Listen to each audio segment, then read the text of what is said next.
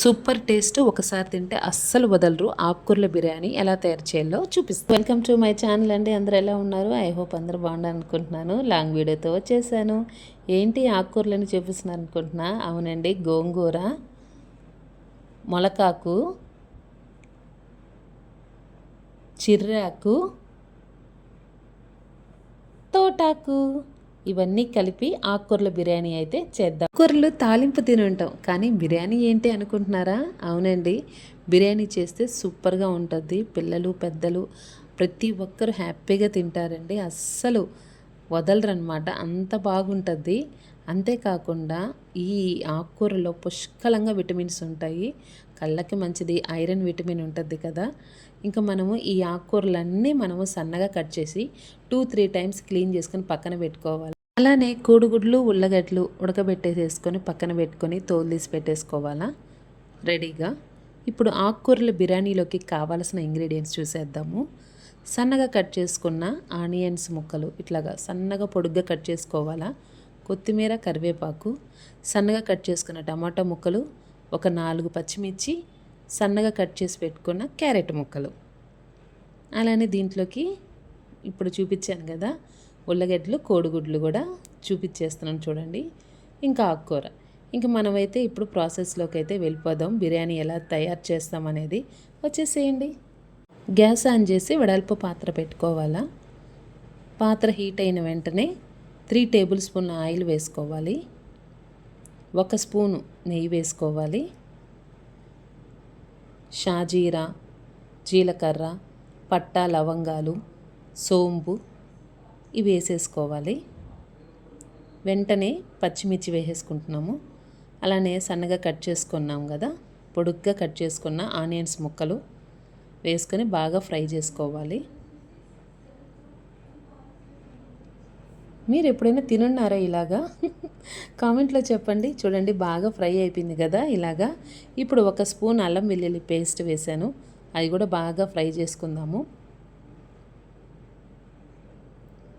వెంటనే ఇప్పుడు టమాటా ముక్కలు, అలానే సన్నగా కట్ చేసుకున్న క్యారెట్ ముక్కలు, కొత్తిమీర, కరివేపాకు కూడా వేసేసి కొంచెం సేపు బాగా ఫ్రై చేద్దామండి. ఫ్రై చేస్తేనే సిమ్లో పెట్టుకొని బాగా ఫ్రై చేస్తే మగ్గిపోతుంది. టమాటా ముక్కలు, క్యారెట్ ముక్కలు కూడా బాగా మగ్గిపోతాయి. చూస్తున్నారు కదా, సో బాగా మగ్గిపోయినాయి కదా. ఇప్పుడు సరిపడినంత 1 స్పూను, మనం ఆల్రెడీ చిల్లీస్ వేసాం కాబట్టి స్పైసీకి 1 స్పూను నేను కారం వేస్తున్నాను. అలానే గరం మసాలా పౌడర్ 1 స్పూన్ వేస్తున్నాను. 2 స్పూన్స్ సాల్ట్ యాడ్ చేస్తున్నాను. మసాలా పట్టేదానికి కొంచెంసేపు ఫ్రై చేద్దాం. ఇప్పుడు మనము సన్నగా కట్ చేసుకున్న ఆకుకూరలు 4 ఆకుకూరలు వేశాను నేను. గోంగూర, మొలకాకు, చిర్రాకు, తోటాకు ఇవి 4 వేసేసాను చూడండి. ఇప్పుడు మనం నీట్గా కలపాలి. ఈ మసాలా అంతా దీనికి బాగా పట్టాలి కాబట్టి నీట్గా కలుపుకోవాలి. ఇలాగ మీరు ఎప్పుడైనా తినున్నారా ఆకుకూరల బిర్యానీ? తినుంటే నాకు కామెంట్లో కూడా చెప్పేయండి. ఇప్పుడు కొంతసేపు మగ్గనిద్దాం మూత పెట్టేసి. చూద్దాం ఒకసారి. చూడండి, బాగా మగ్గిపోయింది కదా. సో వాటర్ అంతా కూడా బయటకు వచ్చేసింది కదా. ఇప్పుడు మరొకసారి కలిపేసుకుందాము. 2 స్పూన్ల పెరుగు, గడ్డ పెరుగు యాడ్ చేస్తున్నాను. ఎందుకంటే ఆకుకూర బిర్యానీలోకి బాగుంటుంది పెరుగు. సో టేస్ట్ బాగుంటుంది. అలానే మనము ఉల్లగడ్డలు ఉడకబెట్టుకున్నాం కదండి, అవి సన్నగా కట్ చేసుకున్నాం కదా, దీంట్లో యాడ్ చేసేస్తున్నాను. అవి కూడా మరొకసారి కలిపేసుకుందాము. అంటే ఆల్రెడీ ఉడుకున్నాయి కదా, ఎక్కువసేపు కలపకూడదు అనమాట. నేను వచ్చి 1.5 గ్లాసు బియ్యం తీసుకున్నాను. 1.5 గ్లాసు బియ్యానికి 3 గ్లాసుల వాటర్ అయితే యాడ్ చేస్తున్నాను. చూసేయండి. మీరు కూడా అలానే పక్కా కొలత తీసుకోండి.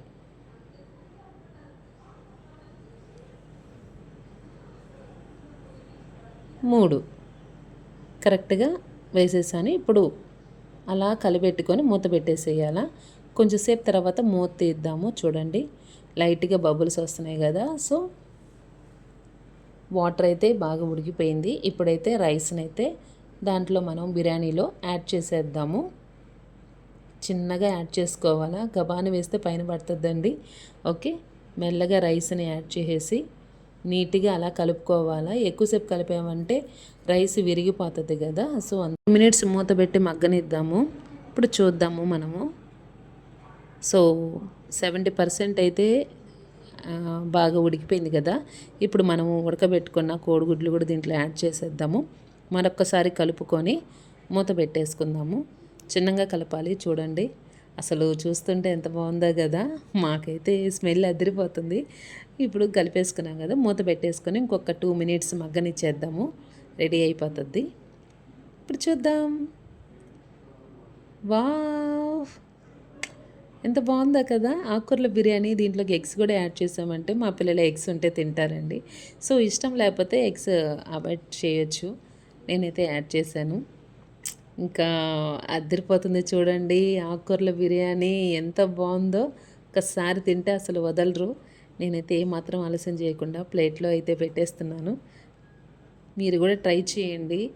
ఎలా ఉందో నాకు చెప్పండి. ప్లేట్లో పెట్టుకొని తింటుంటే అదిరిపోతుందండి అసలు నిజంగాను. బిర్యానీలు కూడా పనికిరావు అనిపిస్తుంది. ఇట్లాగా ఆకుకూరలు పుష్కలంగా ఉన్నాయి అన్ని విటమిన్స్. వీక్లీ 1 టైం మనం చేసుకోవచ్చు. హ్యాపీగా అందరం తినచ్చు అనమాట. ట్రై చేయండి, తప్పకుండా మీకు నచ్చుతుంది. అలా వెళ్ళిపోకుండా ఒక చిన్న లైక్ ఇచ్చేసి ఛానల్ని సపోర్ట్ చేయండి guys. Thank you for watching. Bye bye.